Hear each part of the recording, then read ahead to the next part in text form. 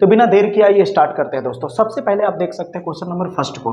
पहला क्वेश्चन कह रहा है कि द्विघात समीकरण दिया हुआ है। द्विघात का मतलब जिसका अधिकतम पावर कितना हो, 2 हो, ठीक ना। द्विघात समीकरण दिया है, कह रहा है इसका विविक्तिकर क्या होगा। सबसे पहले समझते हैं विविक्तिकर है क्या। विविक्तिकर का मतलब डी होता है, ठीक ना। इसका फार्मूला होता है डी बराबर बी स्क्वायर माइनस 4ac, ठीक है। अगर विविक्तिकर धनात्मक होगा या ऋणात्मक होगा या जीरो होगा तो क्या होगा, उसको भी हम लोग समझेंगे, सवाल के साथ ही समझते चले जाएंगे। जैसे जैसे मैं सवाल कराता जाऊंगा वैसे वैसे कॉन्सेप्ट भी बताता चला जाऊंगा दोस्तों। तो आइए स्टार्ट करते हैं। सबसे पहले हमें क्या निकालना है दोस्तों, विविक्तिकर ज्ञात करना है। यानी विविक्तिकर जब भी बोले कि विविक्तिकर का वैल्यू बताइए क्या होगा, तो डी का वैल्यू पूछ रहा है। डी बराबर क्या होता है, बी स्क्वायर माइनस 4ac। अब बी ए सी कहाँ से लाएंगे, कैसे लाएंगे, तो देखिए मैं आपको एकदम आराम से समझा रहा हूँ दोस्तों। 3x square minus 6x plus 4 है, ठीक है, बराबर 0। तो यहाँ पे जो x स्क्वायर के बगल में होता है नंबर, जिसे गुणांक कहते हैं, अंग्रेजी में कोफिशिएंट कहते हैं, ठीक है, उसे a कहते हैं। x स्क्वायर के बगल वाले को a कहते हैं, x के बगल वाले को b कहते हैं और नॉर्मल नंबर वाले को c कहते हैं दोस्तों। इतनी बात आपको समझ में आनी चाहिए। तो d बराबर क्या हो जाएगा बताइए, b स्क्वायर माइनस 4ac। अब b की जगह पे आप क्या रखेंगे, b की जगह पे आ जाएगा आपका -6। क्यों, क्योंकि चिन्ह भी साथ में लेंगे, सामने वाले चिन्ह को भी लिखेंगे। तो -6 का स्क्वायर माइनस 4 इंटू ए की जगह पे क्या है हमारे पास 3 इंटू सी की जगह पे क्या है 4। अब इसे सॉल्व कर देंगे, जो भी आंसर आएगा वो डी का आंसर आ जाएगा। तो आ जाएगा दोस्तों 6 का स्क्वायर कितना हो जाएगा, 6 के 36। स्क्वायर की वजह से माइनस क्या हो जाएगा, हट जाएगा, ठीक ना, क्योंकि स्क्वायर की वजह से माइनस माइनस प्लस हो जाएगा, माइनस। अब इसका गुणा करेंगे तो कितना हो जाएगा, 4 3 12, अब 12 चौक 48 हो जाएगा दोस्तों। अब इसे घटाइए, यहाँ पर कितना बचा है। अब आप गौर से देखें दोस्तों, तो आपके पास यहाँ पे 36 हो गया, 6 के 36, और यहाँ 48 से घटा दीजिए। 48 में से 36 को 48 में से 36 को घटाएंगे तो यहाँ कितना बचेगा दोस्तों, 2 बचेगा, और यहाँ 1 यानी 12। लेकिन चिन्ह माइनस का लगेगा, क्यों, क्योंकि आपने छोटे में से बड़े वाले को घटाया है। या ऐसे नहीं समझ में आ रहा था, ऐसे समझिए, 36 के सामने कुछ नहीं है तो प्लस है, और यहाँ माइनस है, तो प्लस माइनस माइनस आदेश दिया, घटाने के लिए घटा दिया मैंने। जो बड़ा नंबर होता है उसी के सामने का चिन्ह लगा दिया जाता है। डी का वैल्यू कितना आ जाएगा, -12। ऑप्शन नंबर आपका डी सही होगा। बताइए दोस्तों कितनी आसानी से हम लोगों ने विविक्तिकर निकाल लिया। अगले प्रश्न को देखें, कह रहा है समीकरण इतने के मूलों का योगफल बताइए क्या होगा। अब समझिए मूलों का योगफल या गुणनफल क्या होता है। इससे पिछले वीडियो में भी मैंने मूलों का योगफल और गुणनफल के बारे में, शून्यकों के बारे में बताया था। उसका दोस्तों आपको बहुविकल्पीय प्रश्न चाहिए तो डिस्क्रिप्शन में लिंक दे दूंगा, उस पर भी वीडियो मैंने बनाया है, बेहतरीन ढंग से समझा है, उसे जरूर देखिएगा। आइए आगे बढ़ते हैं। अब बात करते हैं क्वेश्चन नंबर 2 की। अगर दोस्तों आप सेकंड क्वेश्चन को देखें तो सेकंड क्वेश्चन बहुत ही आसान है, बस आपको फार्मूला पता होना चाहिए। कह रहा मूलों का योगफल बताइए। क्या पता हो सकता है प्रश्न में आपको मूलों का गुणनफल पूछ दे और इस तरह से समीकरण दे दे, तो कैसे करेंगे आप, बहुत ही आसान तरीके से आप करेंगे। देखिए मूलों का योगफल पूछे तो मूलों को योगफल को आप चाहे तो अल्फा प्लस बीटा भी लिख सकते हैं और गुणनफल को अल्फा इंटू बीटा लिख सकते हैं, ठीक है। मूलों का योगफल का सूत्र होता है -x का गुणांक बटे x स्क्वायर का गुणांक। तो हमसे योगफल पूछा है तो पहले योगफल निकाल लेते हैं, फिर बाद में गुणनफल की बात करते हैं, ठीक ना। तो योगफल में क्या होगा, मूलों का योगफल माइनस x का गुणांक। अब x का गुणांक यानी x के गुणे में कौन है, तो ये समीकरण देखिए यही है ना, ये तो x स्क्वायर है। x वाला कौन है इसमें, x वाला ये वाला है, तो x वाले के गुणे में यानी बगल में कौन है, x के बगल में 3 है, लेकिन चिन्ह भी लेंगे साथ में। प्लस रहेगा तो भला ही मत लीजिएगा, लेकिन माइनस लीजिएगा। तो सामने में क्या है, -3 है, तो यहाँ पे क्या हो जाएगा दोस्तों, -3। यहाँ तक उम्मीद करता हूँ आपको क्लियर होगा दोस्तों। फिर बारी आती है एक्स स्क्वायर का गुणांक। तो एक्स स्क्वायर के बगल में कौन है बताइए, एक्स स्क्वायर के बगल में 5 है दोस्तों, तो बटे में हो जाएगा 5। अब इसे सॉल्व कर दीजिए, माइनस माइनस प्लस हो गया, ऊपर में हो गया 3, नीचे में हो गया 5, प्लस लिखने की कोई जरूरत है नहीं, यानी आंसर आ गया 3/5, यानी option number 3/5 option number A सही होगा। क्या बहुत कठिन है दोस्तों, कितना आसान है। यही प्रश्न एग्जाम में फंस जाता है और लोग नहीं कर पाते हैं, और एक एक नंबर कितना कीमती होता है बोर्ड एग्जाम में, उसे छोड़ के आ जाते हैं। बताइए कितनी आसानी से समझ में आएगा आपको। मूलों का योगफल कैसे निकाला गया, अब आपको बताता हूं कि यहीं पे अगर हमसे गुणनफल पूछ देता, मान लेते हैं कि गुणनफल पूछा होता, तो कैसे निकालते हैं। तो गुणनफल का फार्मूला क्या होता है पता है, अचर पद बटे एक्स स्क्वायर का गुणांक। तो अचर पद कौन होता है पता है आपको, जैसे देखिए ये 5 जो है x के बगल में, 3 भी x के बगल में, लेकिन ऐसा नंबर जिसके साथ x ना हो, जैसे ये 2, दो के बगल में x वगैरह नहीं है, इसे अचर पद कहते हैं, कांस्टेंट वैल्यू कहते हैं। तो ये आपका जो 2 है ये अचर है, ठीक ना। तो यहाँ अचर के जगह पे क्या लिख देते, 2 लिख देते। एक्स स्क्वायर का गुणांक देख लिए 5, तो कितना हो जाता है 2/5 हो जाता है। अगर यहाँ गुणनफल वाला पूछा होता है कि मूलों का गुणनफल बताइए क्या होगा, तब इसका आंसर 2/5 होता। उम्मीद करता हूँ आपको वीडियो समझ में आ रहा होगा दोस्तों। उम्मीद करता हूँ दोस्तों आपको प्रश्न समझ में आ रहा होगा।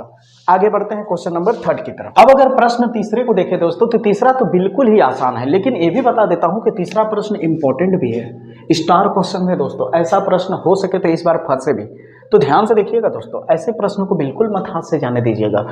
जितने विविक्तिकर वाले प्रश्न आएंगे वो 100% है कि आ सकता है बोर्ड एग्जाम में, इसलिए विविक्तिकर वाले प्रश्नों को तो बिल्कुल एकदम नजरअंदाज नहीं करना है, हर प्रश्न को अटेम्प्ट करिएगा।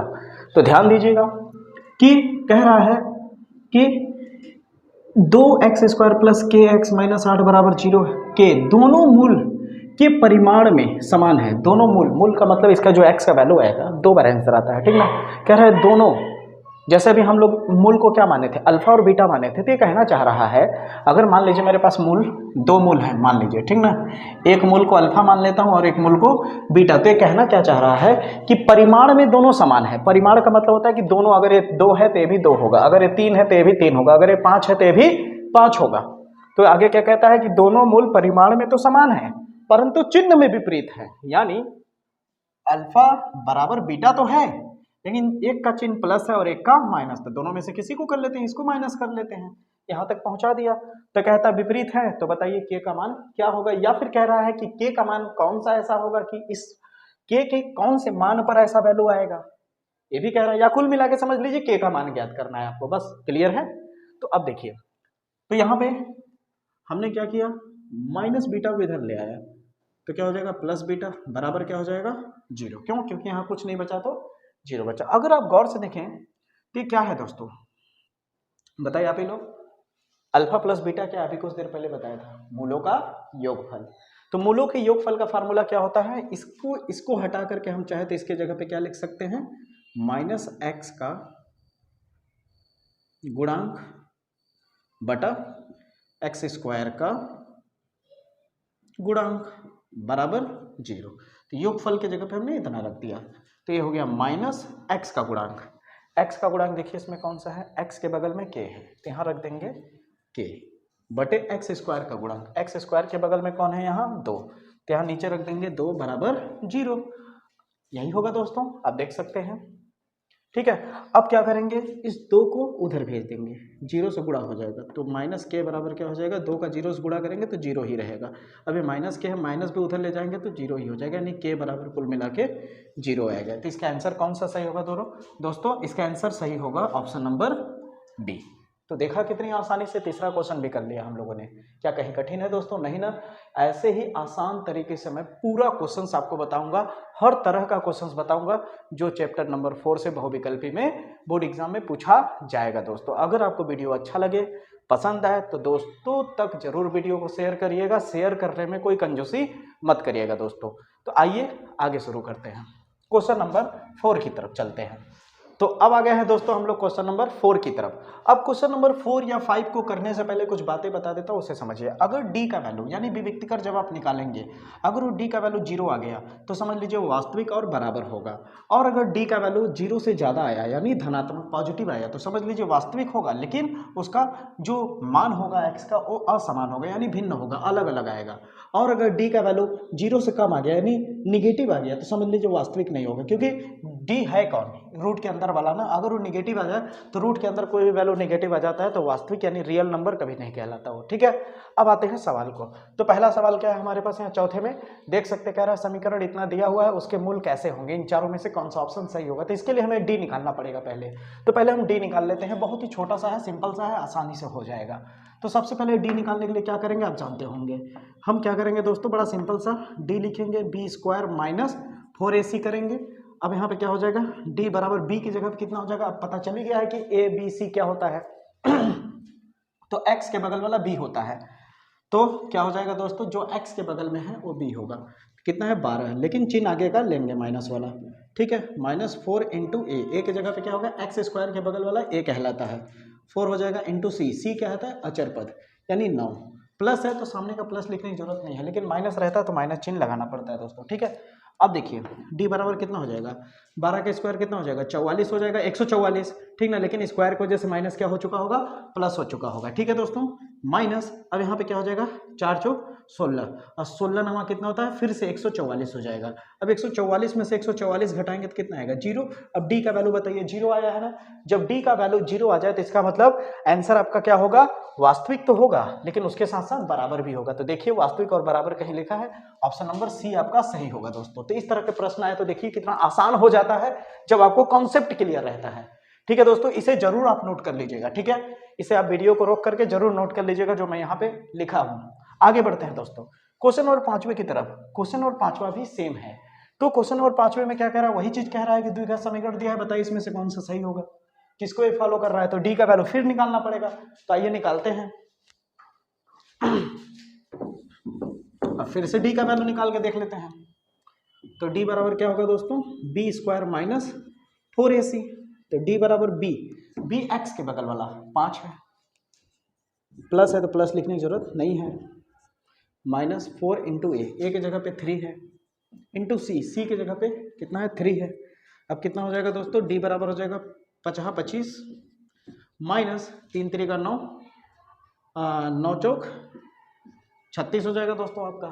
तो 25 में से 36 यानी कम में से ज़्यादा घटाएंगे तो चिन्ह माइनस में ही आएगा, यानी आंसर आपका किस में आने वाला है, माइनस में आने वाला है। तो माइनस में कितना आ जाएगा आंसर दोस्तों, आपका कितना हो जाएगा 11 हो जाएगा। कितना हो जाएगा, -11 आंसर हो जाएगा। अब आंसर आपका किस में आ चुका है दोस्तों, आंसर आपका माइनस में आ चुका है। अगर ये माइनस में आंसर आ चुका है तो माइनस वाला कौन सा है, डी का वैल्यू जब 0 से भी कम हो जाए यानी माइनस में आने लगे तो वास्तविक नहीं होता है। तब वास्तविक नहीं है तो देखिए इसमें कौन सा ऑप्शन है, ऑप्शन नंबर आपका सी सही होगा, ये भी वास्तविक नहीं। तो देखिए कितनी आसानी से 2 क्वेश्चन लेने का मकसद मेरा यह था कि आपको प्रैक्टिस हो जाए, किस तरह से एग्जाम में पूछेगा तो आप उसे हैंडल करेंगे। आगे बढ़ते हैं क्वेश्चन नंबर 6 की तरफ। अब क्वेश्चन नंबर 6 को अगर आप देखें दोस्तों तो फिर से वही बात आ गई, मूलों का गुणनफल। अभी मैंने कुछ देर पहले इसकी बात कर ही रहा था कि मूलों का गुणनफल अगर आ जाए कुछ देर पहले। अब बात करते हैं दोस्तों क्वेश्चन नंबर 6 की। अब क्वेश्चन नंबर 6 में देखें तो यहाँ पे बात कर रहा है मूलों की गुणनफल की। अब गुणनफल की बात कर ही रहा था कुछ देर पहले। मूलों का गुणनफल का सूत्र क्या बताया था मैंने, अल्फा इंटू बीटा, यानी मूलों का गुणनफल क्या था, अचर पद बटा एक्स स्क्वायर का गुणांक।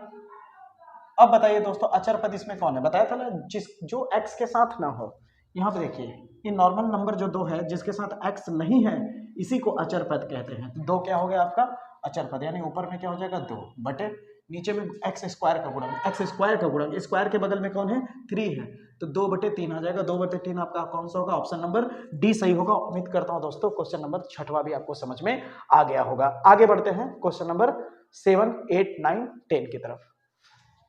तो अब बात करते हैं दोस्तों क्वेश्चन नंबर 7 की। क्वेश्चन नंबर 7 को देखें तो सिंपल से इसे सॉल्व करना है और सॉल्व करके x का वैल्यू बताना होगा क्या होगा। तो देखिए कह रहा है कि 1/x² - 2 है बराबर 1/7 है, ठीक है। इसे सॉल्व करना है और x का वैल्यू बताना होगा कि इन चारों में से कौन सा होगा।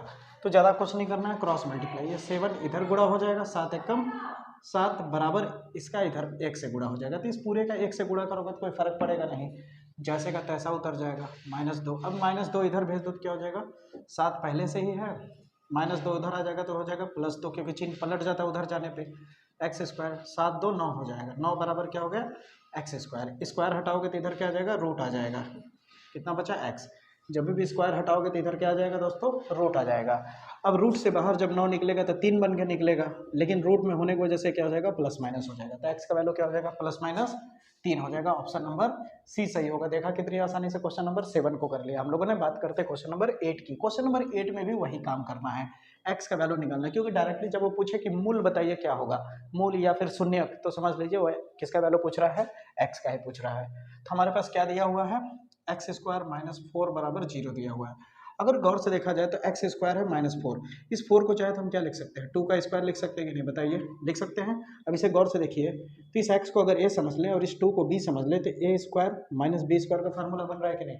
a² - b² का फार्मूला क्या होता है, a² - b² का फार्मूला होता है एक ब्रैकेट में a + b, एक ब्रैकेट में a - b। तो उसी तरह मेरे पास a की जगह पे क्या है, x स्क्वायर मूंद लीजिए, बचा क्या x, यानी a की जगह पे क्या है x, स्क्वायर मूंद लीजिए, क्या बचा 2, यानी b की जगह पे क्या है 2, यानी x और 2 है, तो x और 2 को एक बार हम भी प्लस में लिख देंगे और x और 2 को एक बार हम भी माइनस में लिख देंगे बराबर 0।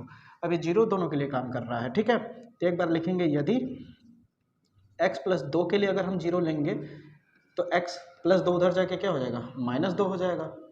तो x का वैल्यू कितना मिल गया, एक ठो -2। दूसरा का ले लेते हैं, यदि x -2 लेंगे अगर 0 के बराबर में इस वाले ब्रैकेट को, तो x -2 उधर जाके क्या हो जाएगा +2, यानी x का वैल्यू एक बार प्लस में 2 आ रहा है और एक बार माइनस में 2, यानी कुल मिला के +-2 आंसर आ रहा है। तो +-2 कौन सा है, ऑप्शन नंबर आपका सी सही होगा।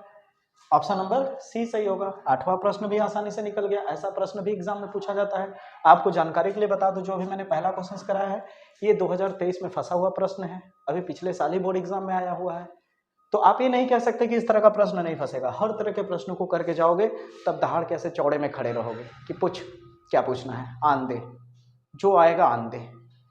समझ रहे हो भाई? इसलिए बेहतर करना है तो ध्यान से वीडियो को देखो और वीडियो को अच्छे से समझो, और अगर वीडियो पसंद आए तो दोस्तों तक भी शेयर करो। आइए आगे बढ़ते हैं, क्वेश्चन नंबर 9 की बात करते हैं। अब क्वेश्चन नंबर 9 में कह रहा है द्विघात समीकरण इतना है, इसका मूल क्या होगा। अब नॉर्मल तो है नहीं इस तरह से कि हल कर दें, ये फैक्टर करना पड़ेगा गुणनखंड, तब जाके x का वैल्यू निकलेगा। तो कैसे, इस तरह का अगर आ जाए x² + 5x + 6, इस तरह 3 ठो वाला दे दे तो कैसे करेंगे देखिए। तो क्या दिया हुआ हमारे पास, x² + 5x + 6 बराबर 0। अब इसका नॉर्मल गुणनखंड करिए, गुणनखंड तो आता ही होगा। अगर आपको दोस्तों गुणनखंड में दिक्कत होता होगा तो इस तरह का सिंपल वाला भी गुणनखंड मैंने कराया है अपने वीडियो में, और रूट वाला तो एक जानवे करते हैं आप लोग भी कि रूट वाला फंस जाता है एग्जाम में, और 3 नंबर 4 नंबर में प्रश्न फंसता है। किसकी बात कर रहा हूँ आप समझ रहे हैं ना, जैसे इस तरह से दे देता है 2x² + 3 √5x + √2, इस तरह वाले क्वेश्चंस की बात कर रहा हूँ। इस तरह का क्वेश्चंस एग्जाम में आता है दोस्तों, इसलिए ऐसे क्वेश्चंस को करके ही एग्जाम में जाना। इस पर मेरा एक वीडियो है दोस्तों जिसपे रूट का अलग से मैंने वीडियो बनाया है, रूट वाले गुणनखंड का, और इस तरह के सिंपल गुणनखंड का भी वीडियो है, उसे जाकर के आप देखिएगा अगर आपको डाउट हो तो। ठीक है, आगे बढ़ते हैं। अब इसको किया कैसे जाए, उस गुणनखंड में मैंने बताया है, एकदम बेसिक से आराम से समझाया हूँ। तो यहाँ पे करना क्या है, 6 है लास्ट में, तो गुणा करने पे 6 आना चाहिए, जोड़े या घटाए तो किसके बराबर हो जाना चाहिए, बीच वाले के बराबर। तो क्या होगा, 2 का 3 से अगर गुणा कर दे तो 2 तिहाई 6 भी आ जाएगा, और 2 और 3 को जोड़ेंगे तो 5 भी आ जाएगा। तो क्या हो जाएगा, x² प्लस इस 5 की जगह क्या लिख देंगे, 2 + 3 × x + 6 बराबर 0। अब x² हो जाएगा प्लस, अभी x का अंदर गुणा करोगे तो कितना हो जाएगा, 2x + 3x + 6 बराबर 0। दोनों को अलग अलग हिस्सों में बांट लो। इसको आराम से मैंने उस वीडियो में समझाया है दोस्तों, एक एक करके उसे जरूर देखिएगा। तो हम x को कॉमन ले लेंगे, बचेगा क्या, x + 2, यहाँ पे क्या हो जाएगा, +3 कॉमन हो जाएगा, तो बचेगा क्या, x + 2, ठीक ना, 3 दूनी 6 बराबर 0। तो जो सेम है उसे एक ब्रैकेट में और दूसरे ब्रैकेट में बाहर वाले को x + 3 बराबर 0। अब फिर से वही हो गया, अब 0 के बराबर में a भी रहेगा और एक 0 के बराबर में a भी रहेगा। तो एक बार ले लेते हैं, यदि x + 2 बराबर 0 है तो उधर जाके क्या हो जाएगा दोस्तों, आप बताइए, -2 हो जाएगा। यदि x + 3 बराबर 0 है तो उधर जाके क्या हो जाएगा दोस्तों, -3, क्योंकि +3 उधर जाएगा तो -3, यानी एक वैल्यू -2, एक वैल्यू -3। क्या यहाँ पे दिया हुआ है, -3 दिया है, -2 दिया है, इसमें एक माइनस कर लेते हैं, कोई दिक्कत नहीं है, ठीक है ना। हाँ, लिखने में मिस्टेक हो गया होगा, कोई ना कोई में माइनस दिया होगा, ठीक है। तो इसका आंसर क्या हो जाएगा, -2 और -3। तो यहाँ पे ले लीजिए या यहाँ ले लीजिए, -2 और -3, ऑप्शन नंबर सी सही होगा दोस्तों। बताइए आपको समझ आया या नहीं। क्वेश्चन नंबर 9 भी आपको आराम से समझ में आ गया होगा। क्वेश्चन नंबर 10 बहुत इजी क्वेश्चन है, लेकिन ये काफी बार एग्जाम में फंसा हुआ है। आप प्रीवियस ईयर का पेपर उठा करके देखेंगे तो क्वेश्चन नंबर 10वां काफी बार एग्जाम में फंसा है, इसलिए ऐसे क्वेश्चंस को तो बिल्कुल नजरअंदाज मत करिएगा दोस्तों। आगे बढ़ते हैं, अब क्वेश्चन नंबर 10वां को देखें। तो क्वेश्चन नंबर 10वां में क्या कह रहा है दोस्तों, कह रहा है यदि द्विघात समीकरण इतना इतना इतना बराबर 0 है तो, और कह रहा है उसका कोई एक मूल, कोई 2 मूल होता है, ठीक ना, स्क्वायर है ना, तो इसका मतलब आंसर 2 बार आएगा, ठीक ना। उसमें से कोई एक मूल दे दिया है और कितना है, -2 है। तो कह रहा है p का वैल्यू बताइए क्या होगा। जब भी इस तरह से कहे कि हमारे पास इतना एक समीकरण दिया हुआ है, दिमाग में बैठाइए जो बात कह रहा हूं मैं, कि अगर आपको इस तरह से एक समीकरण दिया हुआ है, ठीक ना, और उसके बाद क्या कह रहा है, समीकरण में आपको इस तरह से दे करके कुछ मिसिंग कर दे रहा है। मिसिंग का मतलब ज्यादातर p या k का इस्तेमाल करता है, ठीक ना, के दे दिया या पी दे दिया, तो फिर लास्ट में कहता है कि उसी पी का वैल्यू बताइए क्या होगा या फिर के का वैल्यू बताइए क्या होगा। तो उस दौरान एक मूल दिया रहता है, तो मूल जो दिया रहता है, जैसे यहाँ पे एक मूल कितना है -2, तो उसका काम क्या होता है, उसका काम होता है जहाँ जहाँ x है वहाँ वहाँ रख देना। जब रख दोगे तो p अकेला पड़ जाएगा, तो p का वैल्यू निकल जाएगा। अगर k के रूप में दिया है तो k अकेला पड़ जाएगा और k का वैल्यू निकल जाएगा। तो देखिए कैसे कह रहा हूँ मैं, यहाँ पे क्या है x² plus 2x minus P बराबर 0। अब आपका मूल कितना दिया है -2, तो ये -2 क्या है, x के बराबर ही है ना।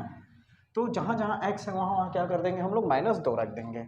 तो यहाँ हो जाएगा -2 का स्क्वायर प्लस 2 गुणे x की जगह हो जाएगा -2 माइनस पी बराबर 0। -2 का स्क्वायर कितना हो जाएगा 4, क्योंकि बता ही चुका हूँ कई बार कि स्क्वायर की वजह से माइनस क्या हो जाता है, प्लस हो जाता है। अब यहाँ क्या है, प्लस और यहाँ माइनस है, प्लस माइनस माइनस 2 दूनी 4 माइनस पी बराबर 0। अब यहाँ -4 है और ये प्लस में 4 है, तो 0 हो जाएगा घट के। 0 लिखने से अच्छा ऐसे कैंसिल कर देते हैं, बचा क्या -p बराबर 0। अब माइनस उधर भेजोगे तो भी तो 0 ही रहेगा ना, तो p बराबर कुल मिलाकर के आपका क्या आ गया, 0 आ गया। तो ऑप्शन नंबर आपका ये सही होगा दोस्तों। उम्मीद करता हूँ आपको वीडियो समझ में आ रहा होगा दोस्तों। जितने भी क्वेश्चंस बताया वो अच्छे से आपने सीखा होगा। अगर इस तरह का प्रश्न एग्जाम में फंसता है तो जरूर करेंगे। अगर वीडियो आपको पसंद आया हो दोस्तों तो वीडियो को दोस्तों तक जरूर शेयर करें। जय हिंद, जय भारत।